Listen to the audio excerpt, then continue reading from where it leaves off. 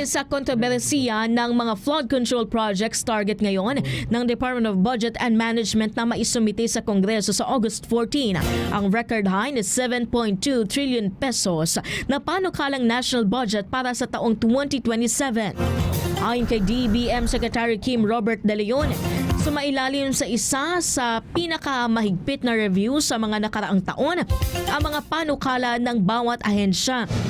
Hindi na umano sapat na nakalista lamang ang mga proyekto at kailangang patunayang handa itong ipatupad. May malinaw na resulta, kayang ponduhan at nakatugon sa Philippine Development Plan at mga prioridad ng Pangulo. Susuriin din kung shovel-ready o maaari ng simulan ang mga proyekto para maiwasan ang mga questionableng programa.